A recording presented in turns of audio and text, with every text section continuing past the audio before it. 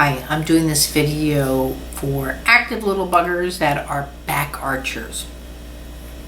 One of the things that's happening when they're arching their back or trying to do all their momentum through here is two things that didn't happen, let's say, properly. I get it that there's eye function going on, very alert little guy, but typically when a baby looks to the right, then the body counters to the left and vice versa. So this action will start first right out of the womb. For whatever reason that doesn't start, the body now counterposes simple actions. So from that, then you will start to see, obviously, hands start to go up, that kind of thing. Again, the counter action will start doing it this way. Then you'll start seeing the feet going up and stuff. And again, counteraction this way through the pelvis. So when they start getting more active and that kind of thing, eventually, again, it counters, the child will go up to sitting per se, which is not where you're developing.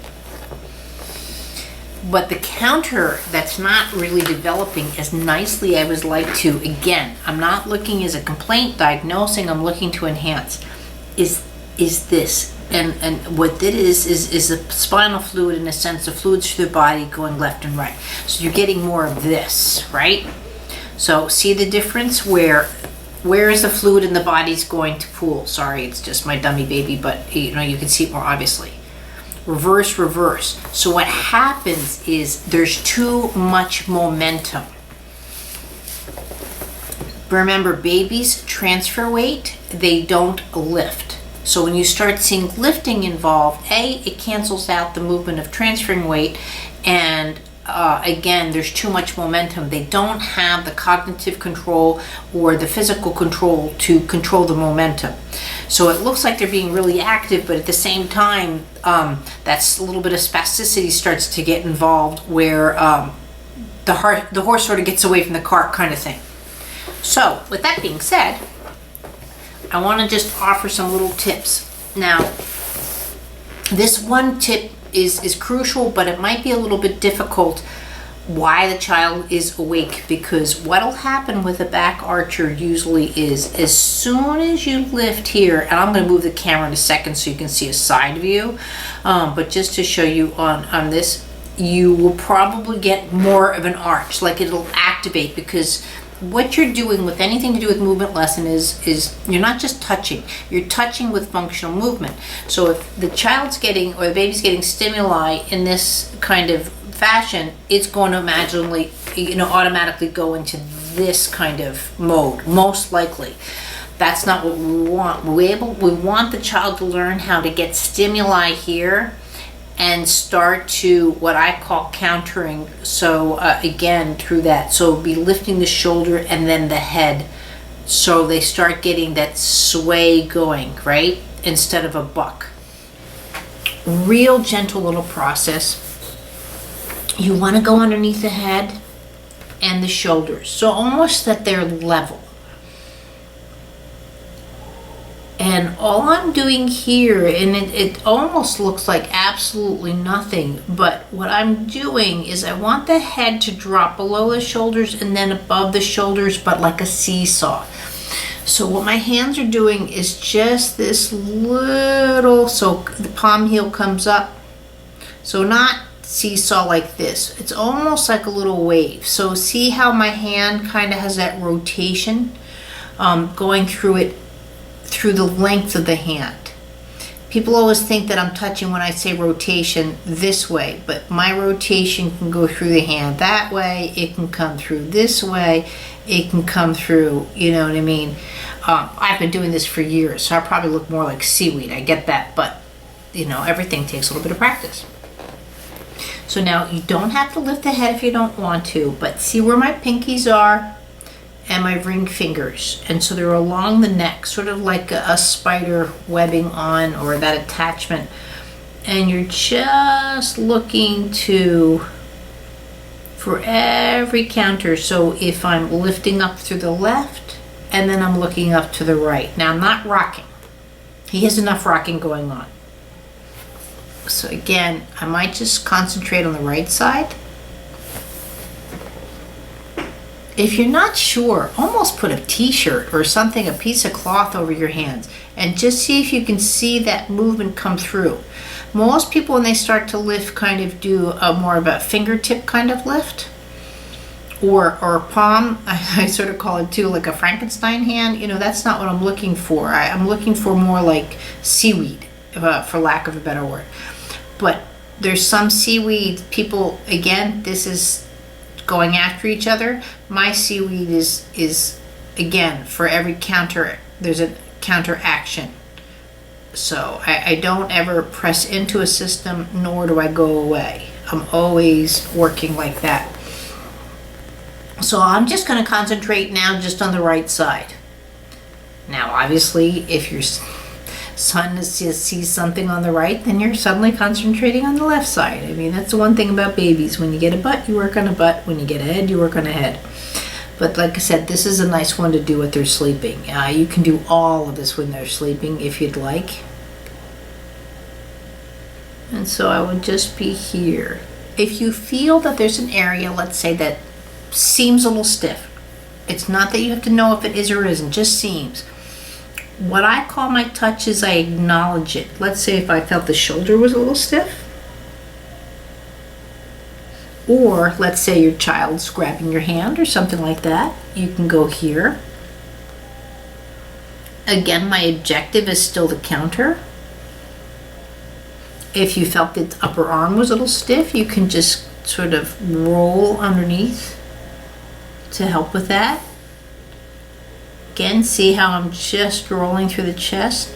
And now, if you're finding any kind of issues with the suck reflex or something, it's your baby, you can clearly even go right into the mouth and let them suck on your finger, or on a pacifier where you're holding the pacifier. I mean, there's many ways that you can offer this kind of approach.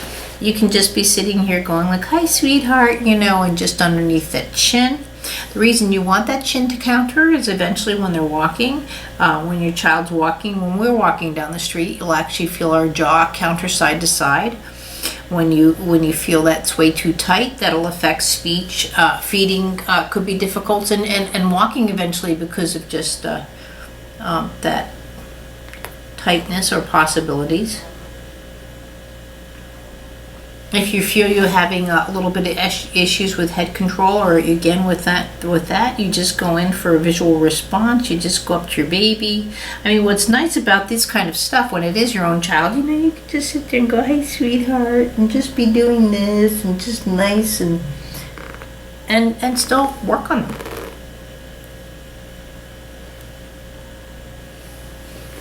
At any time, you can just sit there and test to see what's going on. Again, we're looking for that seesaw, that nice little gentle. Now, if you want, or I should say, not if you want, I would like to see a bit more synchronized movements. After you, let's say you can literally be doing this for 15 minutes, you can do it for a half hour, 10 minutes, 5 minutes. Throughout the day, throughout the week. It's not a bad lesson to do. It's quite nice. But to synchronize it, you want to go underneath the pelvis of the opposing. And now what I'm not doing is folding the baby, let's say, together. As I lift up through the right, I want the left pelvis to drop down. So it all, if you feel, let's say the feet go up, they get straight, they get stiff, any of that, that's where you sort of want to come in with your little thumb. I'm going to do it on the right side just so you can see it. And again, you're going to roll that pelvis down into your fingers as you're lifting up through the shoulders. And see how I'm working on that counter action, just like a boat rocking in the water. So your intent is from right shoulder, left foot. And if you walk down the hallway, that is your intent. Your right shoulder opposes the left foot. Otherwise, you're going to look more like a drug addict. Because that's what it is when you can tell someone's under the influence, is because they're same instead of counter opposing. Thumb here. So I'm going from left shoulder to his right where the seam of the diaper is. I mean, you do not have to know anatomy. But what I'm doing here is rolling down, let's say, into my fingers. So it's not just the thumb. I'm rolling down into my fingers.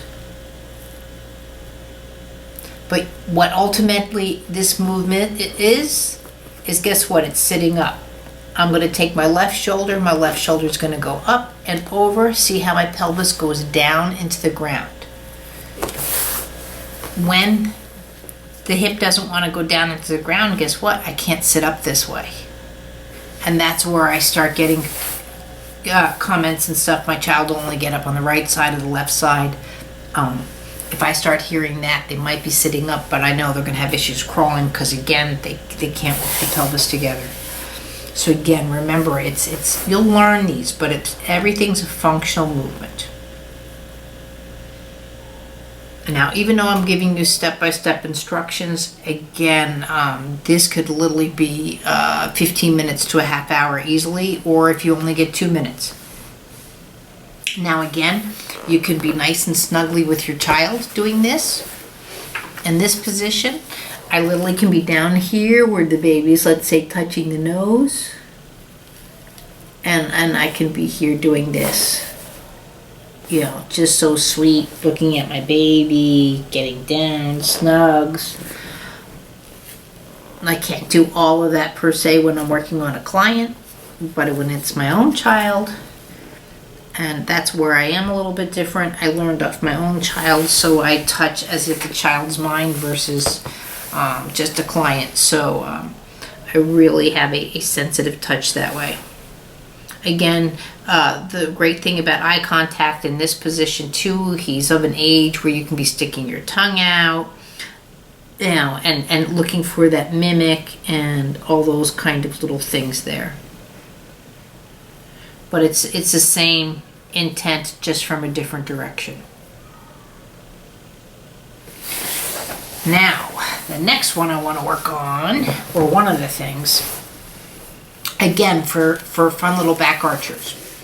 When they back arch, they have way too much muscle structure starting to build here and not here. So it's when later on to go to sit up becomes difficult because they don't know how to round the back. They only know how to arch their back. So another thing that you might be seeing, if the child's sitting up, they arch to go back, where the head flails back versus that back swaying down into the floor. But again, sitting up now is really at about a 6.5 month level. You're if I remember right, about a month away from all of that, but we have other things to work on right now. This is sort of one of my signature baby moves that I like a lot. I call, I don't know, I'm probably aging myself. There was this dumb little game where it had a ball and 2 sticks, and you open up the sticks and that ball would go, and you had to control it to get it into the point, kind of thing. Well, when you're up on the pelvis, again, there's a couple of things that you're working on. I don't have my beads with me because I'm out of the office. I'm in Minnesota. But as you're coming down, now I'm lifting the baby up too high, but I want you to see my intent. As that spine, as if this is a chain of beads going down into the ground, that's what I'm looking for. Oh, I have a band I can use. It's not the same showing beads, but my intent, and half of life is intent. So as I'm here, just see how I'm slowly bringing the band down towards the floor. Does that make more sense to see that? So when I'm lifting up through the pelvis, same thing. I'm not trying to get where you're getting an uneven, like that arch. What I'm looking to do is slowly bring up through the pelvis where the spine goes up and then down. So I'm going to sit there maybe and concentrate, if I can, just this section of the back, in between the shoulders, from the neck into the shoulders, which would be the upper thorax, in between the scapula area. Again, if you know anatomy. If not, please. I'm a movement specialist, and anybody can talk anatomy to me under the table. It is not my specialty, but I think that's why I figured out things I have, because I look at movement not at pieces and parts like a car. So look to just tweak the pelvis Now I'll explain the feet into this in a little bit, but you're looking just to turn. So my hand movement again is that rotation here. So again, a little rotation through the pelvis. Almost like there's a secret underneath the bum and you're just looking for it. What do you have? So at first you, again, might feel the contractions. So part of it might just be you just waiting. One of my tricks are you wait for that person's brain to long enough to acknowledge, oh, if she's going to hold my arm for me, I don't have to do it anymore. And then they get a muscle release. That's when you're lucky. But you just literally want to let the weight of the body do the work versus the picking up. So with the weight of the body, see again, I'm going to do this way out here. I'll use the hands to guide, but I want to show you I'm not doing anything with my hands. But I'm just going down again, just allowing that spine from the back of the neck on down go to the bone. And then up again. Now, you'll have two different things. Now, see how the Madison's got her feet nicely on the ground? That is wonderful. That's when you're working on standing. However, lots of times the babies have their feet up here, they have the feet in the mouth, all of that. You can do this movement both times. As a matter of fact, lots of times when they have the feet in their mouth or a toy, that kind of thing where they're acknowledging their feet, you are going to get a natural roundness for the body, and it's actually easier sometimes to work with.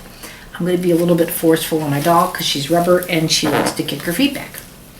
But see here, as they're going into the feet, into the mouth, or that kind of thing, see how the back's naturally going to round versus they can't arch up and put their feet up.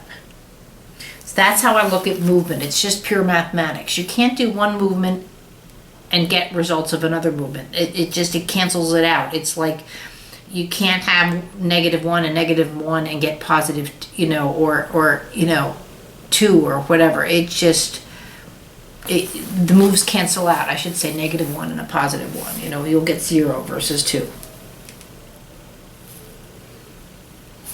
So you're just, again, just the weight of the back can do its job. Now, if you want twisting in the spine, well, you will want twisting of the spine, but there's many ways of doing it.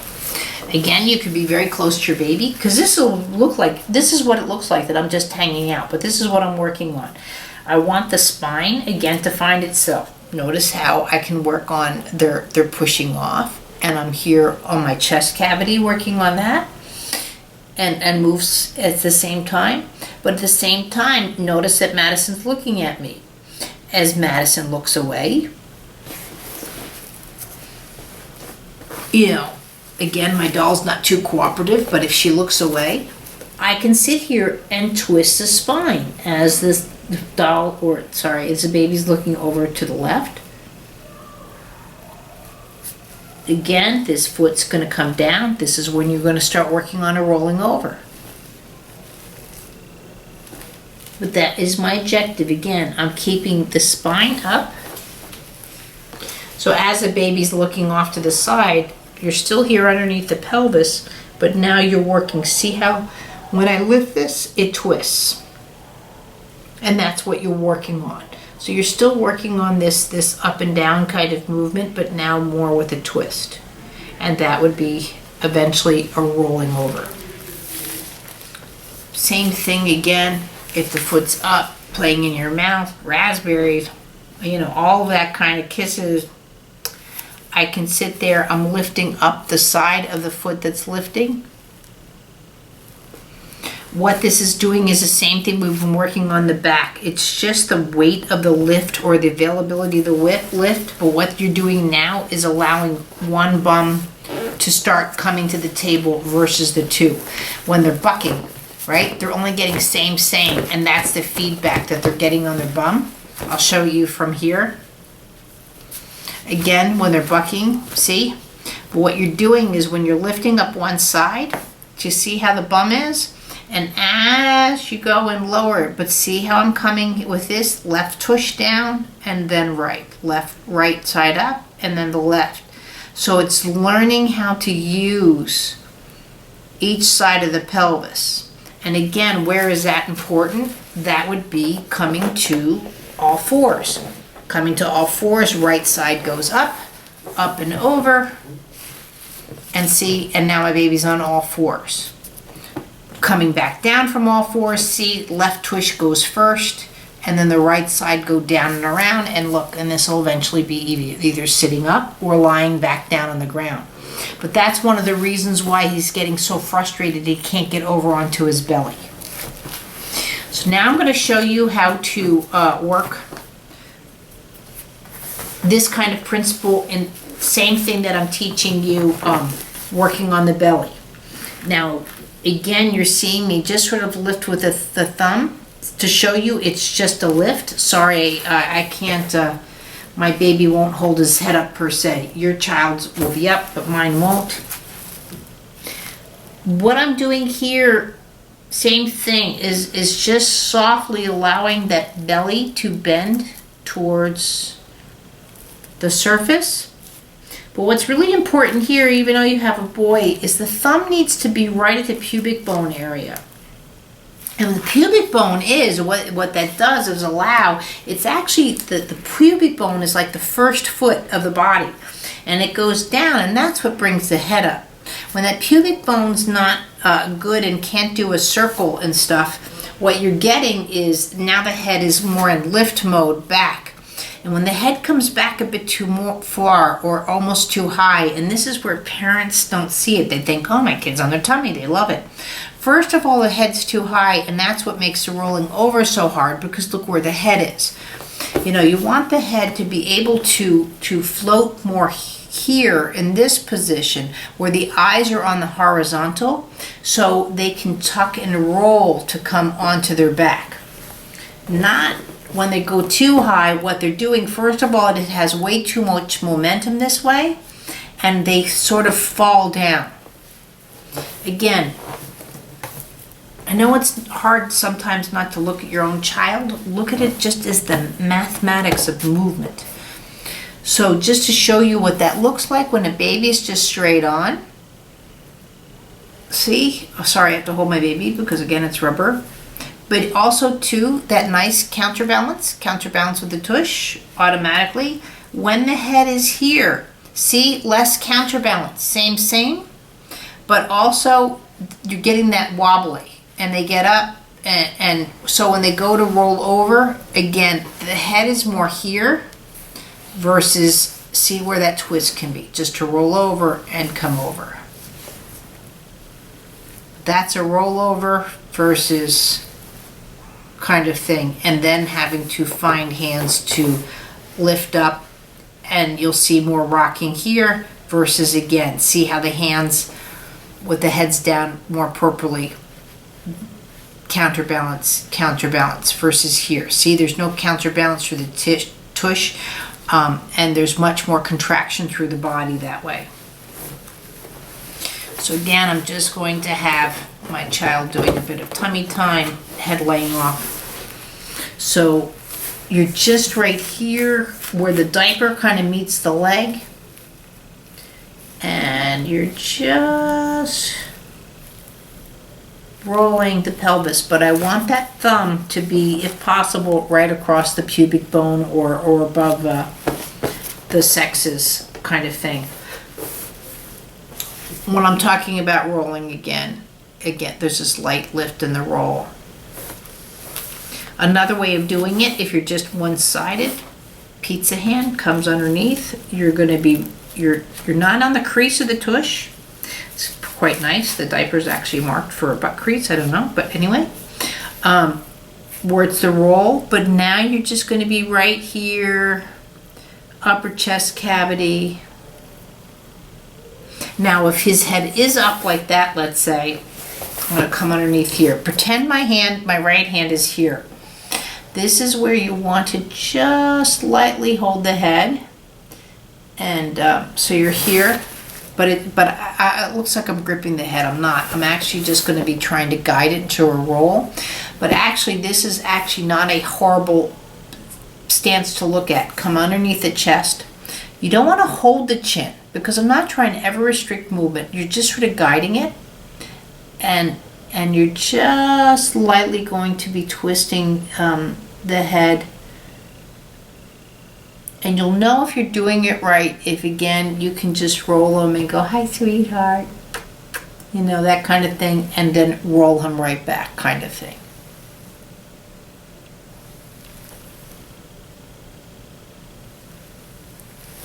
Let me know how this works for you. We will go from there. I'll send this out. Because it's instructional, it'll probably only seem about, let's say, 35, 40 minutes. But really, if you take your time, you do it slow, you have a good hour of information of that. Plus with the little detailed videos on how to do the touch, we can start going from there and see if we can just do updates and do programs like this. I wish you all the best. If you have any questions, you know I'm here. And I will talk to you soon.